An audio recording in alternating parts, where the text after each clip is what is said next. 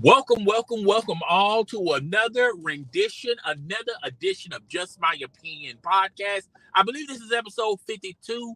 Nevertheless, I'm the best. Before we begin this live stream, I first like to notify you guys that, look here, if you want to comment in the comment section or comment while it's live, unfortunately, you have to subscribe to the channel, as well as you're probably going to have to listen to like 5 minutes of this live stream until you're able and capable of commenting in the comment section. And that goes the same for when it's in a video format or videos in general.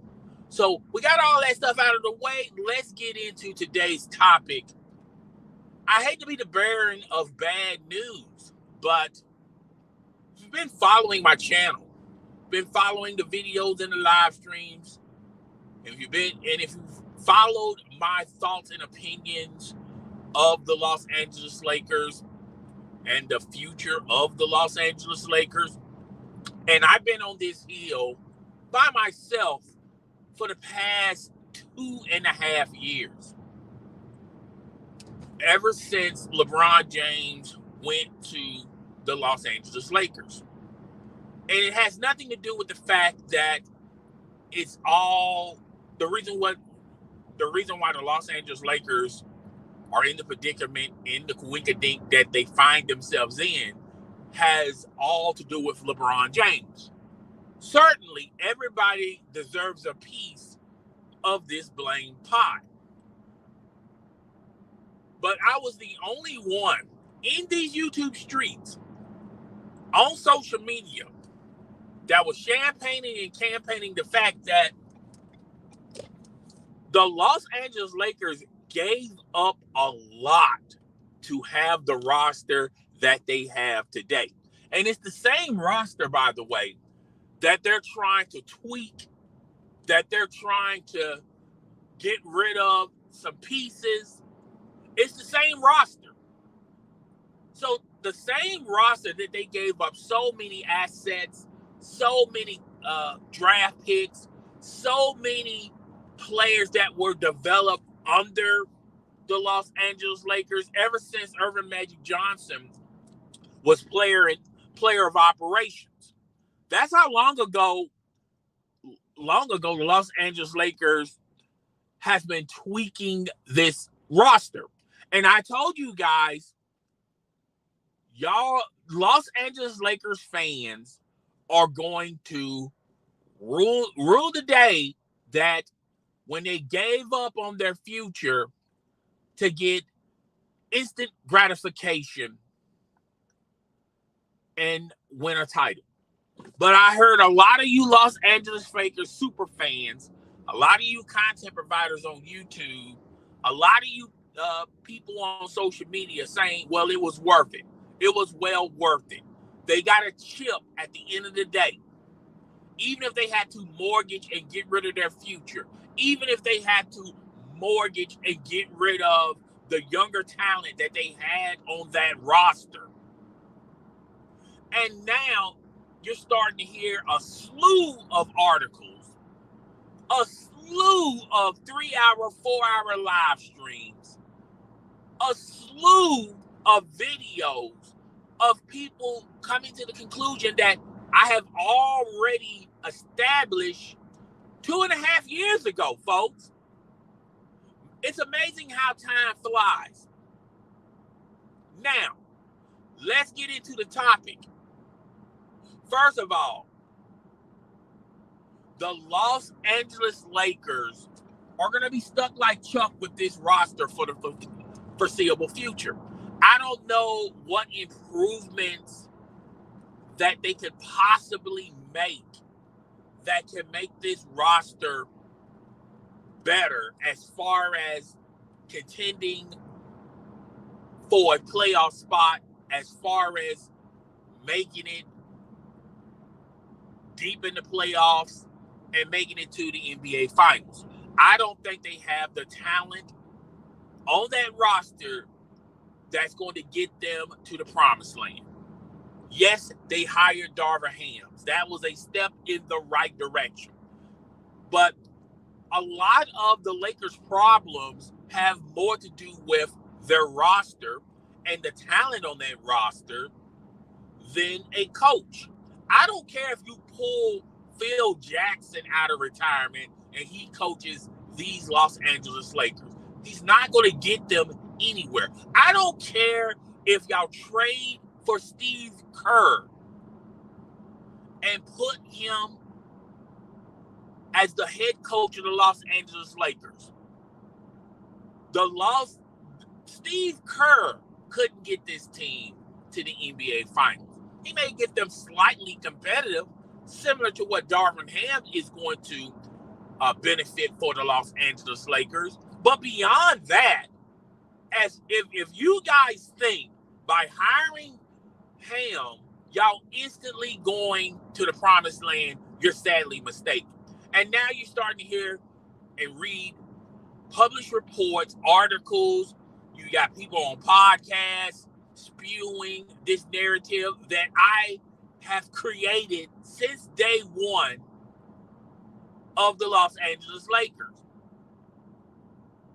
The Los Angeles Lakers first of all, let's do a quick rundown on the Los Angeles Lakers' woes and why they're in the predicament that they are today. People seem to forget they gave up so much on that roster and in free agency to sign LeBron James to a max contract. Let me repeat that again. The Los Angeles Lakers gave up so much in their own roster as far as improving this roster that particular offseason when they signed LeBron James to a max contract. People seem to forget that there were a lot of players that the Lakers could have kept on that roster and got LeBron James. Now, LeBron James will probably have to take a pay cut, but guess what? It is what it is. So the Los Angeles Lakers gave up so much just to even get to that point. All right? LeBron instantly come to the Los Angeles Lakers with all his accolades and his achievements and the quest to win multiple titles on two different teams. He won one title with the Cleveland Cavaliers in his second stint. He won 2 titles with the Miami Heat. All these super freak LeBron James fans gave him full credit for those accomplishments. Like, it has nothing to do with Pat Riley. LeBron James didn't win anything when he took his talents to South Beach. He didn't win any titles. He had 0 wins. As far as a leader, he could not figure it out on how to win a title until he took his talents to South Beach and allowed Pat Riley to tell him. And Pat Riley showed him the hardware. He showed him the rings and said, hey, look, if you want to start winning titles, come to the Miami Heat. Dwayne Wade, a good friend of LeBron James, was recruiting LeBron James. Even when LeBron James was a member of the Cleveland Cavaliers, he said, if you want to better your resume and get more opportunities at the bite of the apple as far as winning rings, come to the Miami Heat. The Miami Heat was and still is a well-run organization. They got an owner that's not going to get in the way of Pat Riley. You have Pat Riley, who has won rings as a player, a coach, an executive, established, knows how to win rings. And at that time, you had Dwayne Wade. You had Wade County. You had the Miami Heat organization that can attract other free agents. And some of those free agents were willing to take pay cuts just to join the Miami Heat. People seem to forget. People lose focus and lose perspective of LeBron James. This is not a video where we're going to be bashing LeBron James. Oh no, but we're going to keep it consistent and tell the truth. Tell the truth. What did LeBron James do in his first stint with Cleveland? Now everybody wants to blame the organization, the owners, the coaches that that was coaching alongside LeBron James. Everybody wants to blame those individuals, but nobody wants to give credence and blame to LeBron James, because LeBron James at that time did not know how to win. He had to go to an organization that was fully established and knew how to win. He had to go to a player of Dwayne Wade, was well decorated, who has won before LeBron James. And Chris Bosh went along for the ride. Do anyone remember that parade when they had all three of them? They called them the Heels. Do anyone remember when LeBron James got on stage and said, not 3, not 4, not 5, not 6? Folks, in retrospect, LeBron James was saying in that parade, now I know he was bragging and boasting, but he was basically solidifying that he was going to be with the Miami Heat for a long particular time. This was not going to be a short run. And what happened that first year? Lost to the Dallas Mavericks. Lord have mercy. The Dallas Mavericks, if you compare the talent of the Dallas Mavericks to the Miami Heat at that particular time, all the talented players, all the all-stars were with the Miami Heat. But the one thing the Dallas Mavericks had going that the Miami Heat didn't have at that particular time, but eventually they got it, was chemistry, balance. They knew how to play among each other. And they had players that had been there and done that.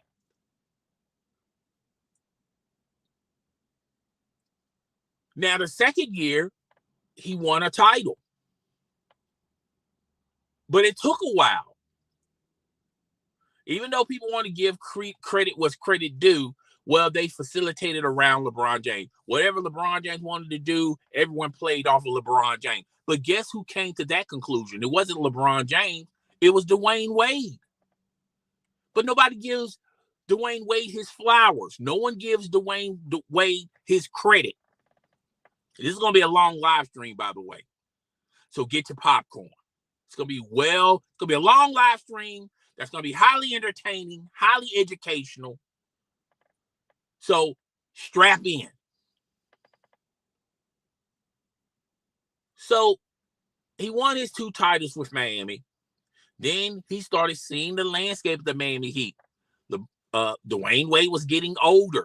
He was getting injury prone. Chris Bosh was suffering through injuries himself. And when it was time for LeBron James to re-up and commit back to the Miami Heat, LeBron James said, nah, I got the blueprint. I'm just going to take it back to Cleveland. Now, a lot of people think that, oh, that's the right thing for him to do, to try to at least win one for Cleveland. But in all honesty, LeBron James grew very weary and tired of the Heat way. LeBron James wanted to do LeBron James. He didn't want to do what the Miami Heat do. But that's why the Miami Heat organization is a well-run organization. They won titles before LeBron James. They had a possibility of winning titles even after LeBron James. But they have won titles. They have demonstrated they have won titles even without having LeBron James on their roster, if y'all want to give them credit. So LeBron James went back to Cleveland because Cleveland was willing to let LeBron James be LeBron James. Let him run the organization. Pick the players LeBron James wanted. And during his time in Cleveland, he won 1 title. He also, I'd give him partial credit on this. the dynamic between him and Kyrie Irving, he couldn't figure how to make that work. You started slowly seeing cracks in the armor of LeBron James as a leader. Just small cracks. But truth be known and truth be told, Kyrie Irving is a flake anyway. We have done live streams and videos about Kyrie Irving. Kyrie Irving is nowhere near the stretch of the imagination of being perfect, okay? Kyrie Irving is a flake, okay? I don't think Michael Jordan could reel Kyrie Irving in. But you have to understand. You have to understand the platform, the player empowerment. Who was champagning and campaigning that movement in the first place? One LeBron James.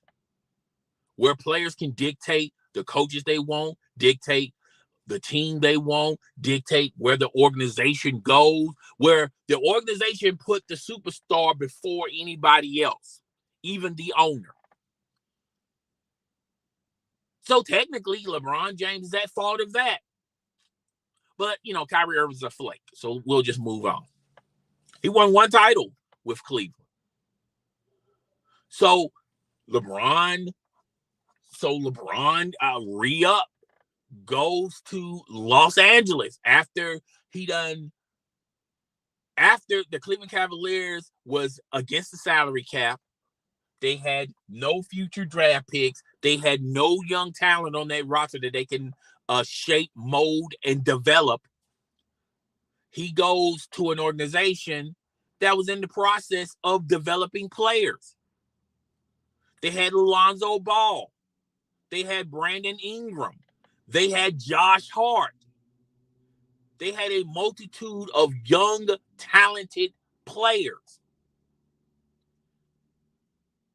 They was pretty good in the salary cap. Now, a lot of people want to say they should have took Jason Tatum over Lonzo Ball. And I can get your point on that. I kind of co-signed that agreement as well. Hell, even the late, great Kobe Bryant said, how come we didn't get Tatum? Why we chose Lonzo Ball? But you have to understand at that particular time, Magic Johnson was looking, and he was assigned player of operations. He was looking at it from the standpoint of, we already have Brandon Ingram. We need a facilitator. Let's get Alonzo Ball. Now, I think Alonzo Ball's development was shortened due to the fact of, one, his father couldn't get out of his way. And two, he was injury prone. Not to mention the fact they had a coach in development, Luke Walton's son. So LeBron James goes there.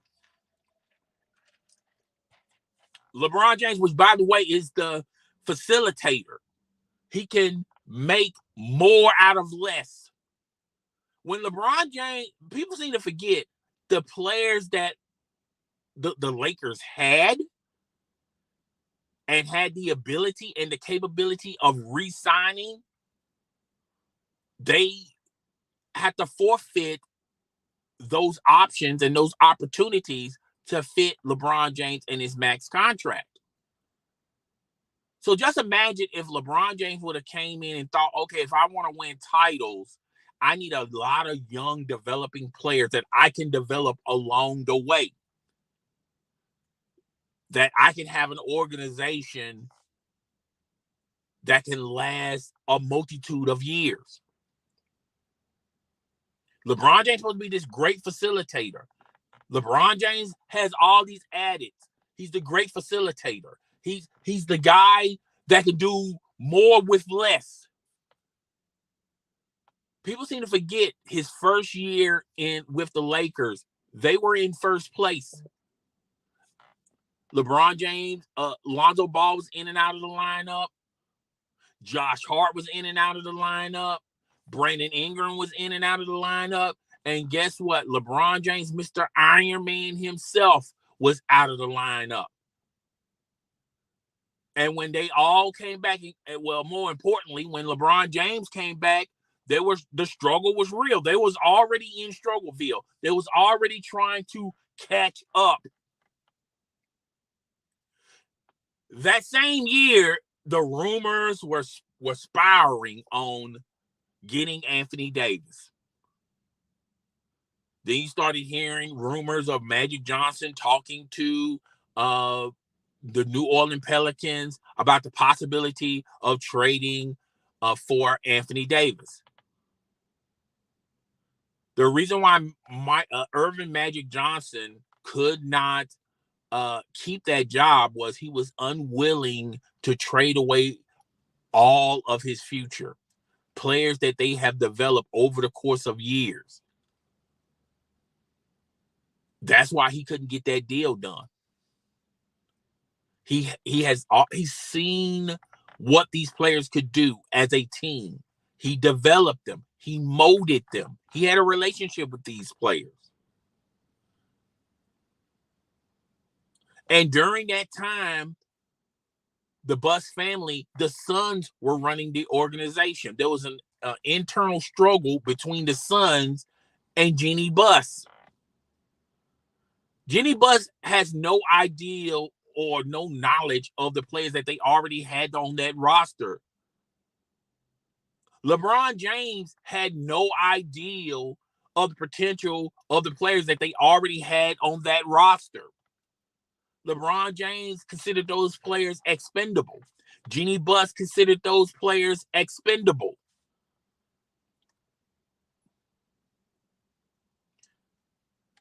LeBron James' agent, which I can't think of his name right now because I do butcher names on a consistent basis, didn't establish any type of relationship with these players, didn't know the ins and outs about these players. He just considered them pieces that were disposable.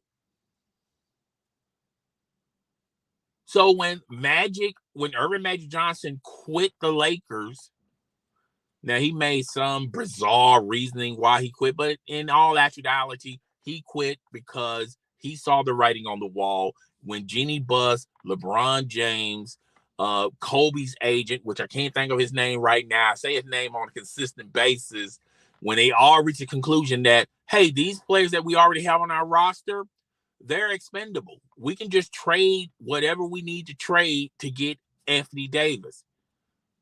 Irvin Magic Johnson wanted Anthony Davis, but he didn't want Anthony Davis for that price. So the Los Angeles Lakers and LeBron James overspent, mortgaged their future, sold that young talent, shortening the bench, shortening the talent, shortening the development for one Anthony Davis. Yes, they won a title.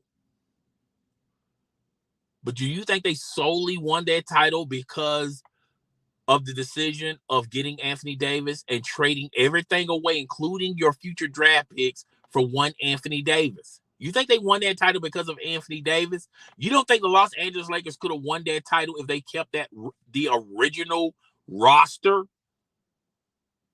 If everything was changed except the roster, do y'all honestly think in your heart of hearts that the Los Angeles Lakers could not win that title with a Josh Hart on the roster, with an Alonzo Ball on the roster, with a Brandon Ingram on the roster, with LeBron James with a reduced salary, and now we can keep the players that we had to let go of so we can sign you to a max contract. We keep those players as well.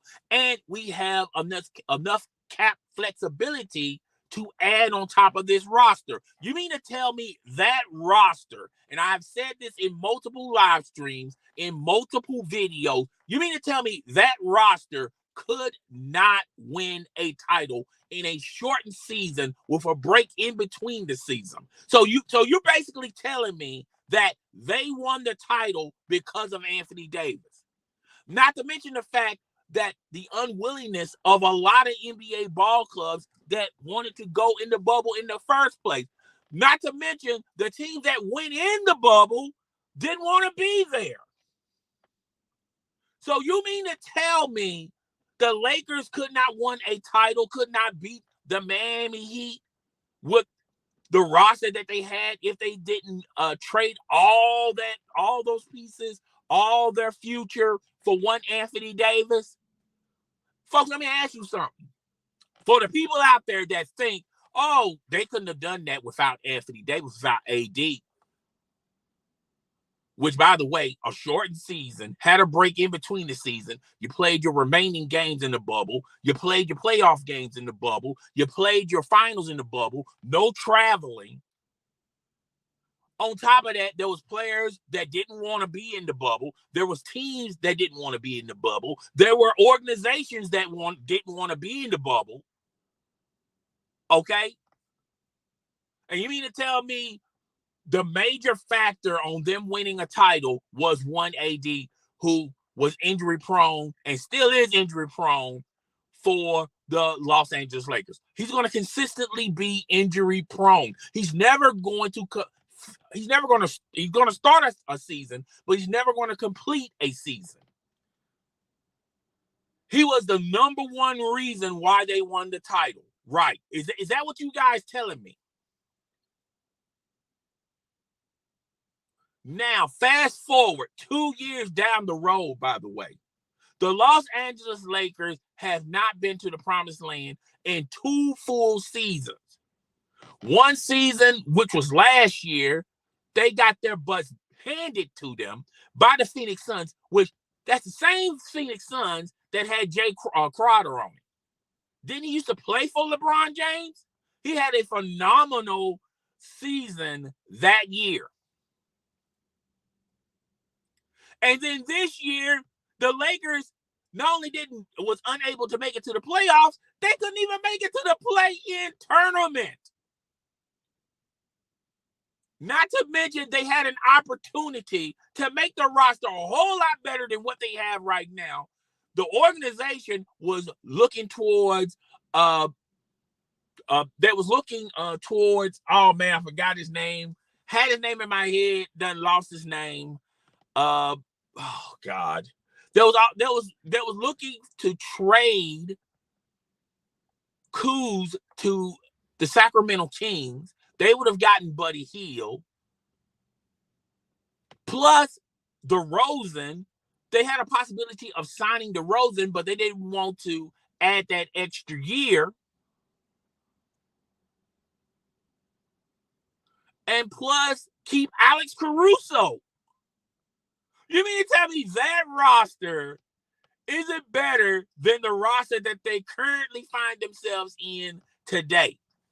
And the roster that they currently find themselves today is they got a Russell Westbrook that nobody wants. All these Los Angeles Lakers super fans, aficionados, these analysts, these super fans, these whatever you want to abbreviate them, they kept spewing this incredible nonsense that, oh, there's a ton of teams that is interested in Russell Westbrook's salary that can free up cap space for them. They were saying this nonsense the last trade deadline. They've been spewing this nonsense ever since the Lakers had been bounced out, exiled from the play-in tournament and the playoffs. Oh, there's still teams that's willing to trade with the Lakers to take Russell Westbrook, who only has 1 year remaining on that contract. Teams know what the Lakers are doing, and they're saying, no, fam, you're not getting off the hook that easy. We'll take them, but you're going to have to sweeten the deal. You're going to have to give up a draft pick. And the Lakers have been unwilling to give up draft picks. That's a hell of a cry from 2-3 years ago when they didn't give a damn about draft picks, when they didn't give a damn about young talent or developing young talent. Because guess what? 3 years ago, everybody was on that super team nonsense, and they were willing to mortgage away their draft picks and their young development talent. And if you look at the landscape, there are no more super teams. The super team era died. Look at the Brooklyn Nets. They were so infatuated of having a super team, having 3 all-stars. And look at that team now. Look at the Los Angeles Lakers when they signed LeBron James. They was in talks of getting Kawhi Leonard as well as Anthony Davis. Now, they ended up with Anthony Davis and LeBron James, but look what it cost them. They have no future in sight. They cannot rebuild this team overnight. They're probably going to be stuck with the same roster that they had last year for next season. LeBron James is in another mode. He's now trying to get the Kareem Abdul-Jabbar record, the scoring title record, and he wants to do it under the Lakers' watch, under a Laker jersey. And now you got LeBron James saying, forget titles. I just want to be in the NBA long enough to play alongside my son, Bronny James. Whatever team drafts Bronny James, that's the team I want to go to. But guess what, LeBron? That swagger you had since you started in the league is fading. It's fading fast. Your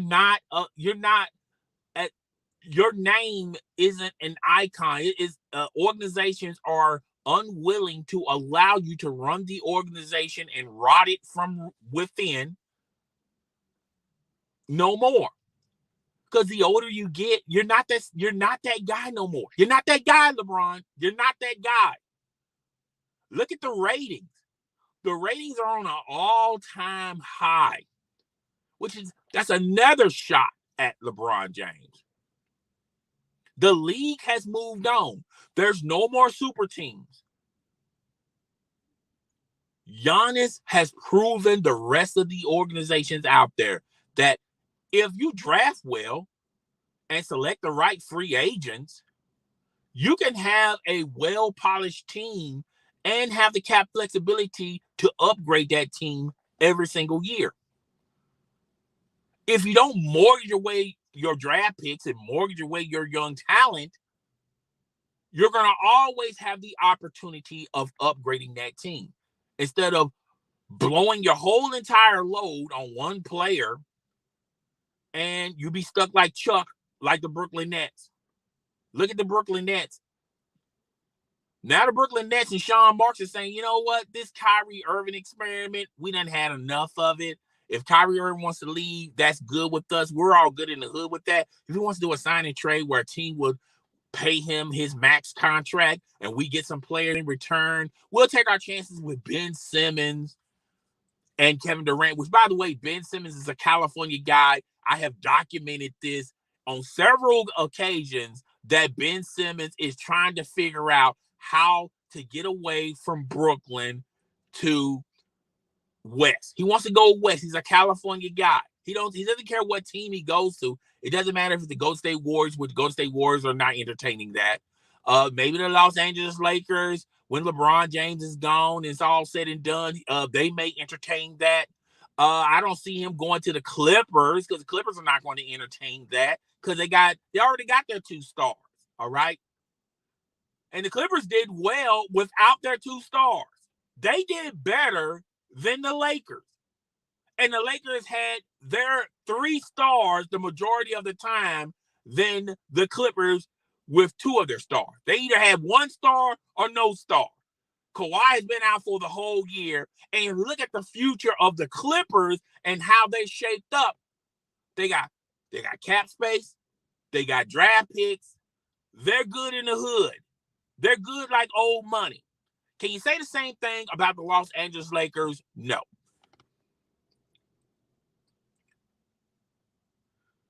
The Los Angeles Lakers, and I've said this on multiple live streams, on multiple videos, but once again, all of these content providers are on YouTube. They're not going to give credit where credit is due. They're not going to give me my respect. They're not going to give me my flowers. I was first on the fence. I was first on the mountaintop telling you guys that ultimately the Lakers are going to be in Struggleville for a long time by making the decisions that they made. The Jason Tatum thing is just a scratch in the surface. They gave up on all of their young talent for one player that's going to be injury prone for the remaining of his career, who, in all honesty, when LeBron James leaves, is not going to take this team any further.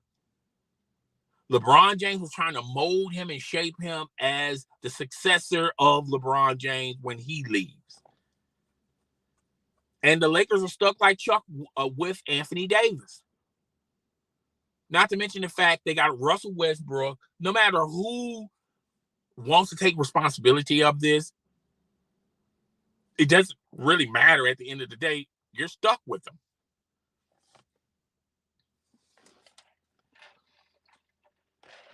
He is not going anywhere.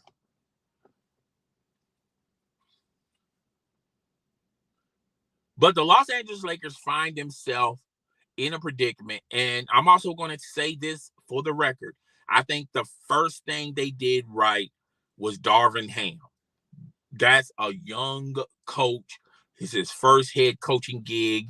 He's got a 4-year contract. He's allowed to pick his staff, his coaches.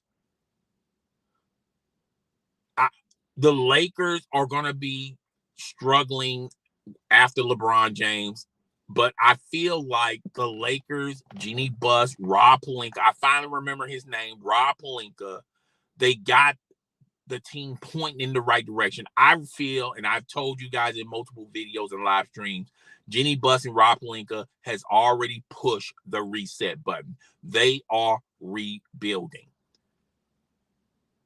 And the first piece of Operation Rebuild with LeBron James on the roster, y'all need to hashtag that, is Darvin Ham. Well, I take that back. The first step is they are unwilling to mortgage their future. They're not pairing no draft picks. They're not selling off their draft picks. Horton Tucker, if you've been reading the reports, they're keeping Horton Tucker and Darvin Ham, an excellent signing for the Los Angeles Lakers. He can grow in the development of becoming a head coach. He picks his own staff. He's young. When LeBron James leaves, it's not going to take as long for the Los Angeles Lakers to have a competitive roster. Next year, they got Russell Westbrook off the books. They got LeBron James off the books. That frees up cap space. That gives them more cap space, excuse me. They're not giving up none of their draft picks, and I feel like they're already rebuilding. A lot of people putting high praise on Horton Tucker. I think the future begins with Horton Tucker and who they draft moving forward. I think they're going to keep Anthony Davis. But in all actuality, if someone gives them a decent deal for Anthony Davis, they're going to let Anthony Davis walk. They're going to let him. They're going to trade him. There's really not a lot of takers for Anthony Davis because there's more risk than reward for Anthony Davis. He's half man, half a season. He's always going to consistently be injury prone. And whatever trade that they managed to orchestrate with Anthony Davis, they're not going to get back what they lost. They lost a lot of years, a lot of potential, a lot of young development players that if they would have kept those players, who knows, I think the Lakers would be in a better place than what they are today.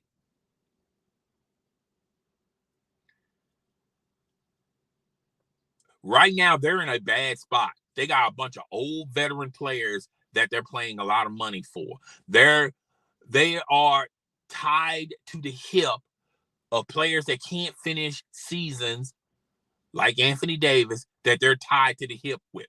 And nobody has no takers for them. That's why you hear a bunch of reports of the possibility of LeBron going back to Cleveland. One problem with that, folks, I don't think the owner of the Cleveland Cavaliers want to entertain having LeBron James come back and give up assets, young assets for one LeBron James.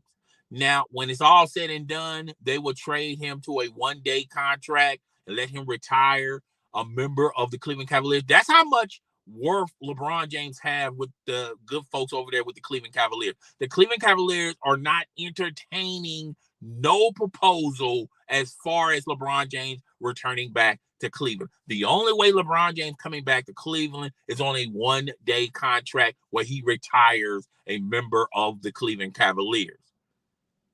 Yes, you won your titles, LeBron.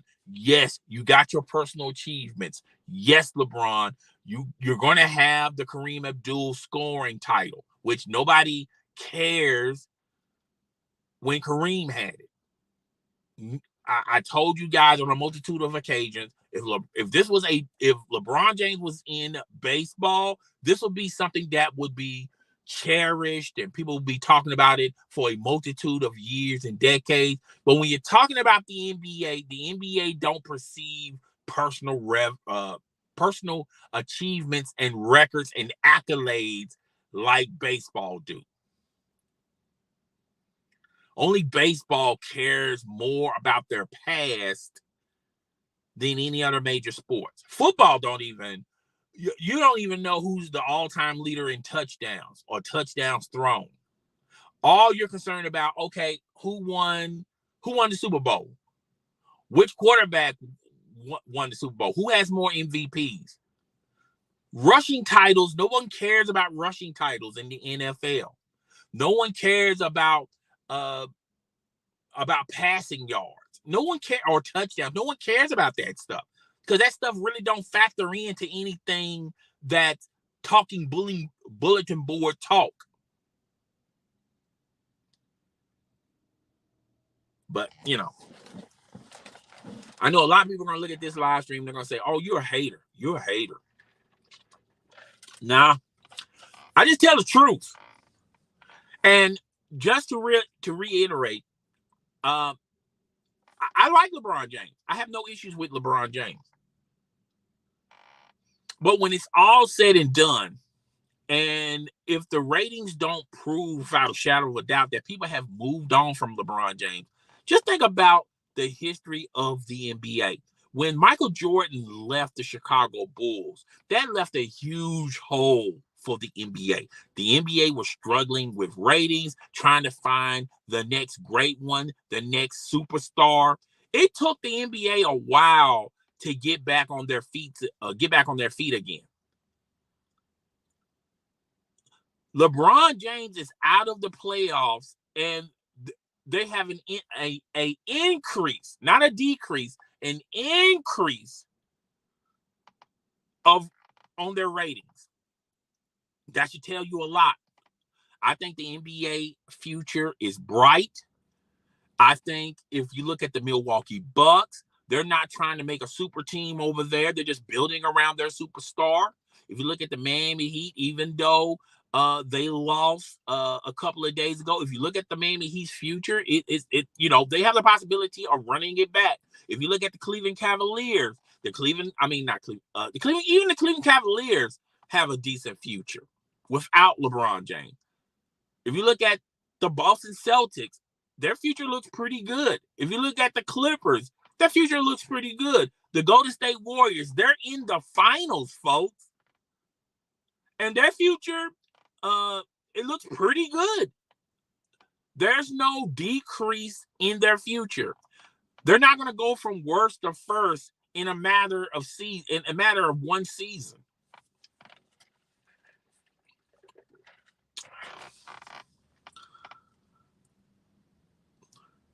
But this is what happens when you have an instant mashed potato society.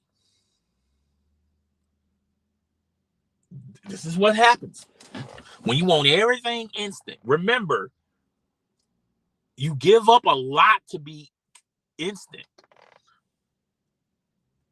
And that's what the Lakers are going through. All right, I'd like to appreciate everyone that came in and out of the live stream, Just My Opinion podcast, episode 52. If you comment in the comment section, I'm just telling you, you have to watch this video or any video, You have to first subscribe. You have to watch this video or any other video for 5 minutes so you're able to comment in the comment section. I feel like this is going to be a very controversial topic, but I have been on this topic for at least 2 years and a half. I think 3 years to be consistently correct. Ever since I've been on this topic ever since LeBron even went to the Lakers, and I've been pretty consistent. Has nothing to do with LeBron James, just has to do with the fact that they gave up so much to get LeBron James, and they had to give up so much to get Anthony Davis. And look at the results. Look at the predicament that they find themselves in today. A lot of people feel like they're going to get out of this predicament. They're going to go from worst to first. They're going to be consistently a little better, but they're still in the same hole that they find themselves in the hole of last year. They're going to have a hard time beating the Phoenix Suns, which this is a down year for the Phoenix Suns. They're going to have a hard time beating the Golden State Warriors. They're going to have a hard time. Even the Denver Nuggets and the Utah Jazz, they have the opportunity to adjust that roster and make it a little bit better than what they have right now. And they're going to be constant struggles with just those two teams alone. Memphis isn't going anywhere anytime soon. They're only going to get better. And the same could be said for the Dallas Mavericks. There are so many teams behind the Los Angeles Lakers. The Los Angeles Lakers are behind the 8 ball. But I really do appreciate everyone that came by. Comment in the comment section. Tell me what you think. You think I'm crazy? Whatever. Comment. If I see your comment, I will reply to your comment. If it's a legit argument, if it's a legit question. But like I said, I'm not clout chasing. I've been on top of this since day one. So I will see you guys on the next one. I'll see y'all guys bright and early next Tuesday with another episode of I'm Chris Adam One Podcast. I will have some future videos coming down the pipe later on this week. I'll talk to you guys later. Deuces.